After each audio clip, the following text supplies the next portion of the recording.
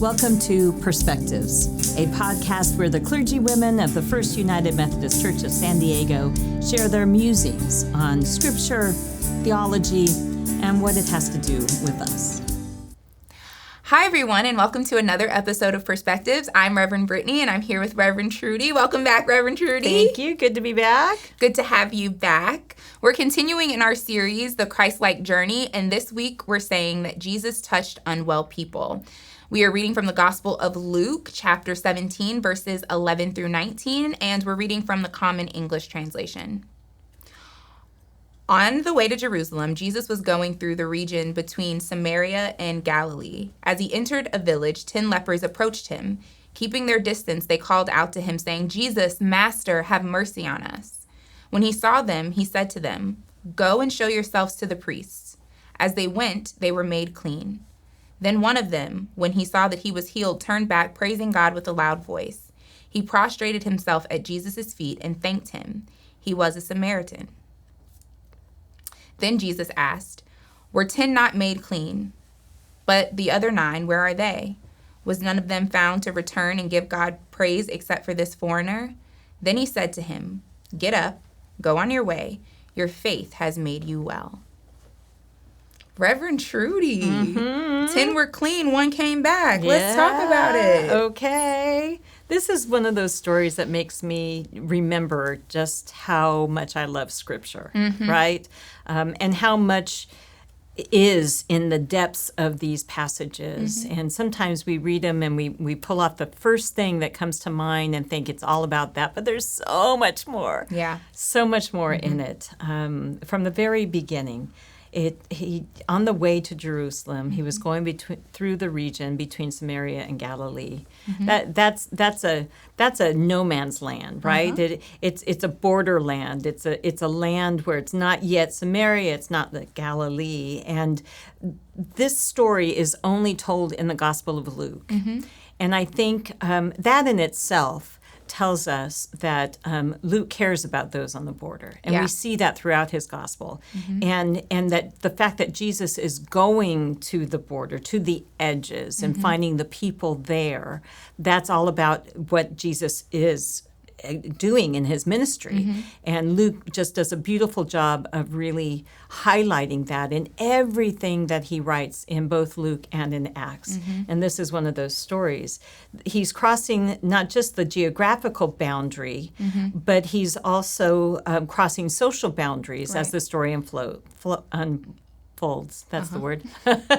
And he's crossing the social boundary between the clean and the unclean, the lepers and those who aren't, are whole, and the Samaritans and the Jewish people, right?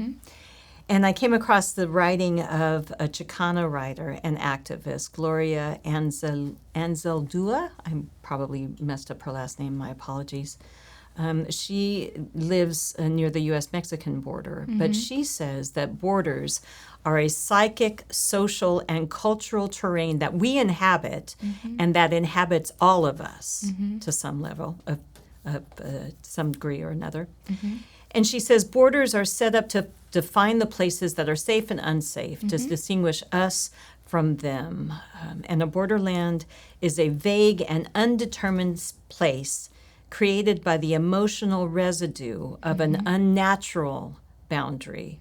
The prohibited and forbidden are its inhabitants. I just thought that was really beautiful and insightful. And simply to be able to name that there's a space, it's not like Samaria and Galilee come right there and it's a shared line, but there's space in between. There's a transition phrase between them. And I just find that to be a really interesting place. And I think she's right in that it inhabits all of us. There's so many times when all of us are kind of not here but not there. We're on the move. We're in transition. We don't know who we are. We don't know whose we are. I mean, all of those questions kind of come right there, and Jesus finds us there. Like the in-between. The in-between. Yeah. That's exactly right. The Yeah. in-between. And in this case, Jesus comes and sees these 10 lepers. I hate saying that word lepers, right? Say it, yeah. But Scripture has yet to figure out a better way of saying it, at least in this translation. But these 10 people, and leprosy was a big deal. Right. I mean, you were outcast in society. Yeah. I mean, so it's not shocking to me that those 10 lepers are in this in-between land. Right. You know, this place that has not yet been established but is on the Right. outskirts and kind of forgotten about. Yeah, outskirts and forgotten about. And I think probably themselves with that borderland ambiguity within them, right? This desire to be on the other side, to be in a place where they are welcomed and belonged. But they're not feeling it there. They know that they can't be there. You know, they had to walk around shouting that they're unclean. Yeah, right. Because there was such a bad disease and it spread quickly. And so they themselves had this own tension of who they were and who they wanted to be in it, I think.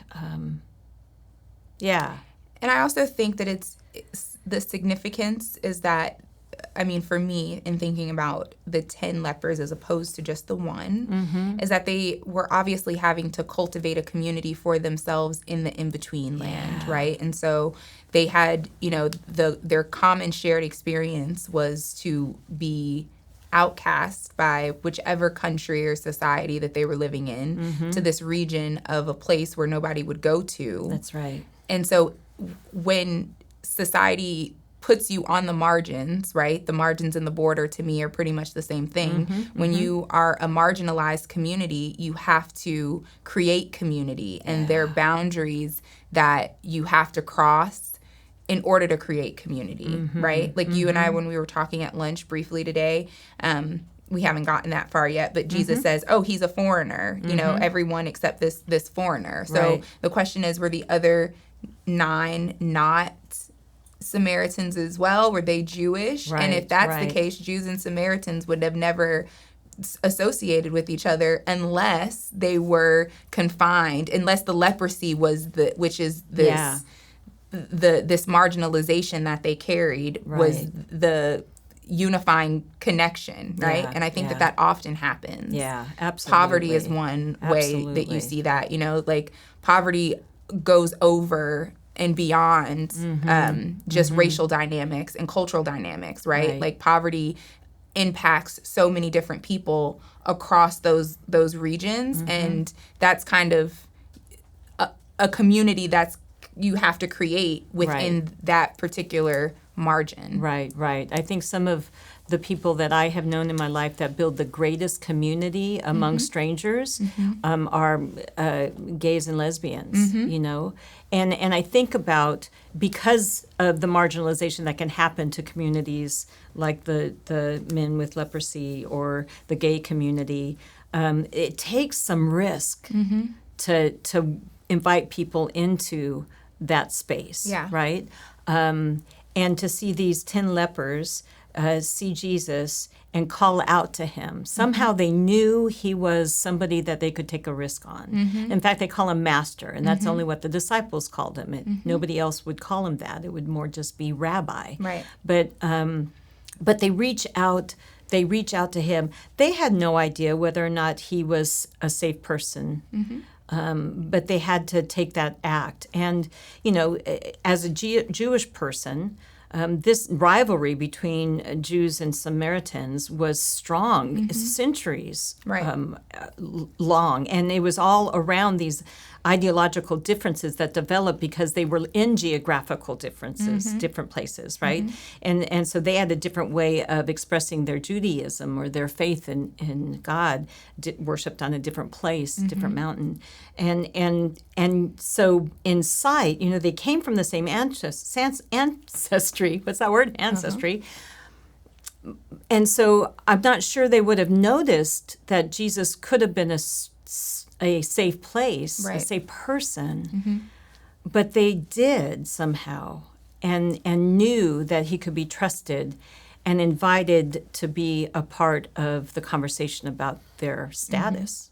Yeah, I mean, I think that's what marginalization does, though. It gives you the audacity to, like, ask for what you need because you're so desperate in so many ways, right? And I mean, I don't know how they knew Jesus, but I also know what desperation looks like and kind of calling out for whomever might respond. Right. With care and love. But you're it's risky. Yeah. But I think living on the margins shows you what life is risky. So what else do you have to lose? Exactly. You know what I mean? What do they have to lose? Yeah. So it's really Jesus that is taking the risk. Exactly. It's Jesus. So that reminds me of a story that is similar to this. Some commentators have kind of aligned this story with a story about Naaman the Syrian. And this is, 1 Kings? I didn't make the notation about it. Sorry about that. I think so. Somewhere in the Old Testament. And it's about Naaman who has leprosy. And Naaman has a wife who has a servant who is a young girl from Israel. And this young girl says to Naaman's wife, if only you could see the prophet, you'd be healed.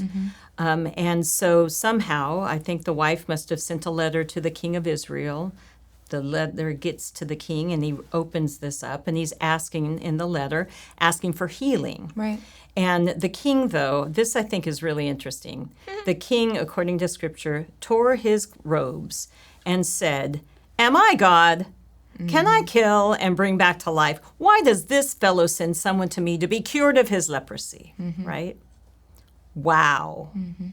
Wow. The end of the story goes, Elijah is there, and Elijah, the Israelite, says, send him to me. And then he tells the leper to go wash yourself 7 times in the Jordan, and your flesh will be restored and you'll be cleansed. I'm going to pause there. I'll finish the story in a minute here. But just the idea that the king of Israel was angry about the desperation of the man or the woman or whoever wrote the letter to find wholeness. Right? That's how he chooses to react to the person in need on the streets in the borderlands. We could preach more about that, I'm sure, right? Wow. And here Elisha, I always do that, Elisha. Elisha says, no, I can help. I can help. Jesus, no. I'm going to go to the borderlands. I'm going to find these people, and I'm going to help. And I think that should show us as the church the difference between who us religious folks should be more like Elisha and going to, going out of our way to care for those who are on the margins versus being annoyed by their request for this healing. Yeah. I think I think this sermon series has been one that we are intentionally trying to just call out the tough stuff about following Jesus. And our delightful director of communications, Megan Clausen, has sitting over there in the corner watching us. But I'm sorry, I'm going to quote you. But she said this morning that she thinks it resonates because people no longer want to hear a Christianity that is milquetoast. That's my word. But that isn't quite honest with the scriptures or the difficulty of it or what's required of us in this day at this time. And it's a lot. It's a lot. And so that's part of the reason we wanted to do this series, to really say, okay, if we're going to live a life of Jesus, if we're going to have this Christ-like journey, what's it going to ask us to do? And it's not to be annoyed. It's not to cast judgment. It's not to look the other way. It's to be able to walk straight to the borderlands and find the people who are in need and who have found a community and be blessed by the community. I mean, we always are whenever we go into those spaces, and to be able to try and help that community get the resources they need. Yeah. I mean, I get it. I just have to say this off the, I don't understand a Christianity that is not about sacrifice. Yeah. I will never understand it. It will never make sense to me. Right. And I struggle sometimes with folks who expect it to be pleasant all the time, because it's so unrealistic for just the world that we live in, that everything is going to be easy or breezy, or that even when we read the scriptures, I'm kind of like, well, what scriptures are we reading? Because Jesus, it wasn't easy for him. So how then is it to be easy for us, even just hearing the words, whatever those words may be, Yeah. Yeah. I really, that's my little note, that I really struggle because, and I don't struggle because out of judgment, I struggle because I really don't understand where the disconnect is. And I would love to know how to bridge the gap, or how to,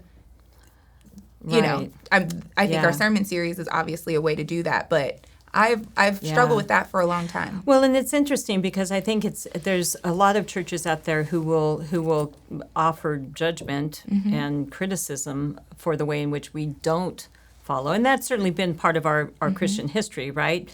Sin and hell and damnation was kind of the way of the world, and then it kind of took a shift to be a more prosperity gospel, and we need to share this good news for everybody so everybody can have a good life. But it's not exactly what it's calling us to do in terms of expecting a good life.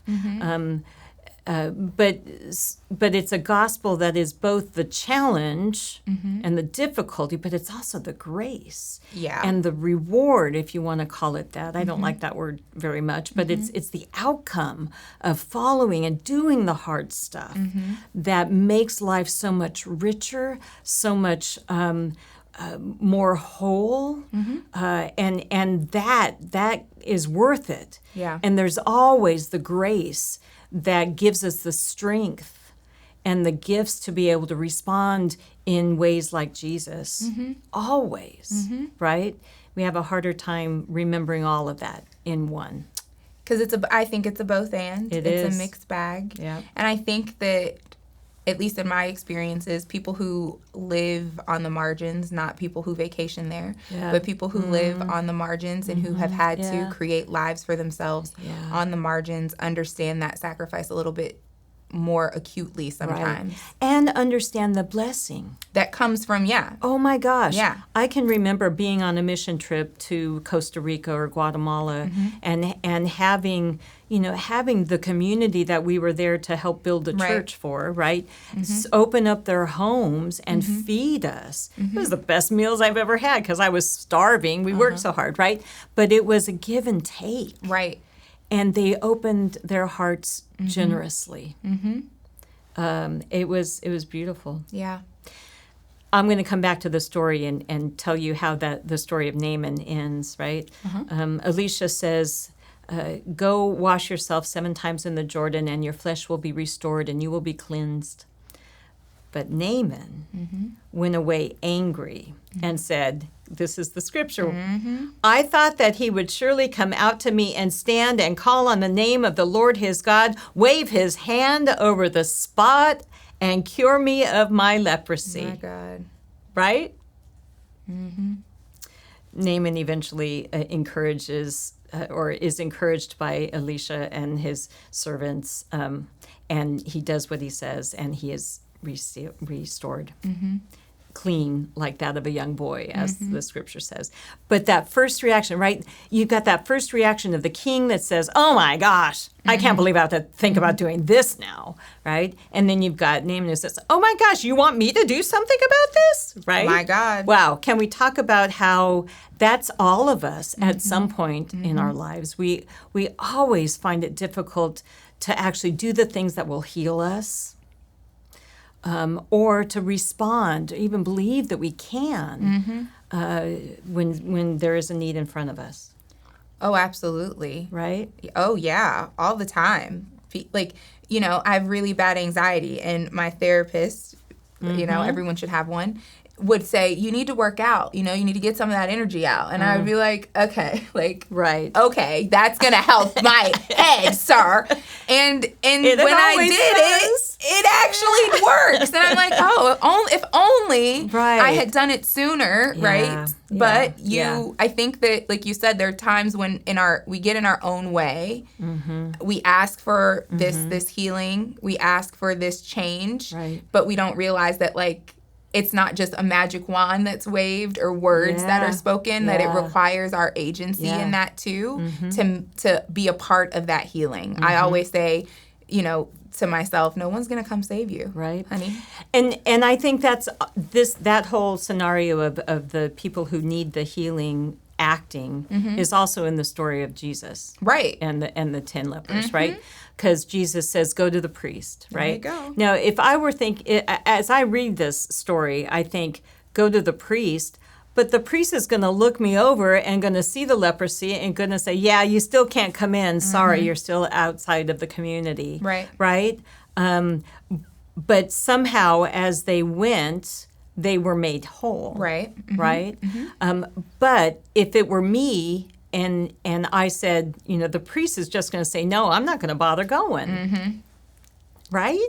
Yeah. They still had to, at some point, have faith, do what they could, and go there one more time. One more time. Right?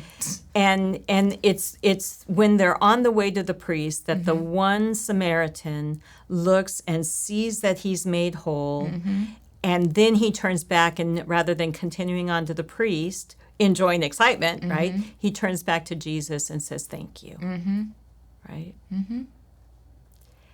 And most of the time, that's all we find in this story. Yeah. Right? But we found so much. That's why I love the scripture. Right? There's a lot to be found. The gratitude is, some people have said that that's really where the healing came from.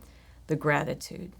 I think that's where our healing comes from, is the gratitude. There's so much that we can think that isn't quite right. And I think that's when we talk about folks who live on the margins, is that they've experienced so much that when good things happen, or even when bad things are happening, they're grateful for what they have, Oh, absolutely. My grandmother was very much like that. I used to be like, girl, please. But she was very much, you have to be grateful, you have to be grateful. And the older I get, I understand what she means by that. I might not have what I think I need, quote unquote, right? Or what I think I want, but I have enough every time. Yeah. That's really hard for me. I think about the way in which I want to be by my grandchildren, right? Yeah. And I try really hard to remind myself I'm surrounded by people who love me here. Why do I want them? And then they're cute. I mean, you're cute too, but thank you. But that might be a bad illustration. But we do somehow always look for something else instead. What we thought life would be like, or what we expected would be the result of one action or another, right? I mean, all of that stuff, and it's so hard to be able to see what it is that is gift in any given day, in any given moment, and to be able to recognize as such, and to be able to say, wow, thank you. My grandmother would always say, someone somewhere is praying for exactly what you have right now. And I used to say, oh, but it's the truth, It wasn't no one's life is perfect, but there is someone who would is praying for what you have at this moment. Right. And there are parts of you that prayed to be where you are right now. Yeah, exactly. So that's right. I still love the scriptures. I love the scripture. This one isn't my favorite, but it does have a lot to say. Now you got to tell me why it's not your favorite.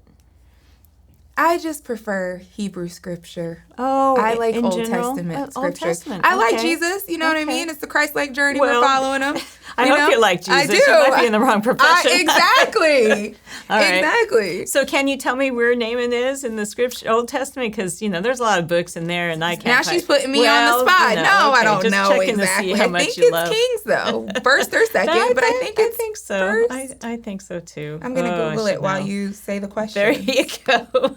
Thank you so much for joining us on this podcast. We love talking with each other and love the Second Kings. There you go. 2 Kings. Is that all you got? Chapter and 2 verse? Kings 5. Okay. Chapter 5. There you go. Read it yourself. It'll be fun for you.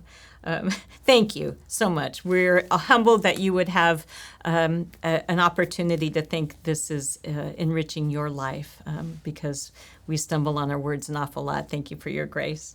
And we do hope that this has brought some ideas to your mind. We'd love to hear your perspective. We have a couple of questions for you to think through that might help you really make this scripture come alive in you. So if you want to send us an email or answer through the chat on Patreon, our account, please do so. These are the questions. When do you feel like you're in the borderland? And in what ways do you get in the way of your own healing? Confession time. And do you say thank you enough? Good questions. We hope that as you think them through, you might be able to embrace a deeper understanding of faith and your place in the world and the gifts that you have to offer one another. Thank you so much. We'll see you next time. Bye. This is a production of First United Methodist Church of San Diego. To learn more about our events and ministries and to access additional learning resources, visit fumcsd.org.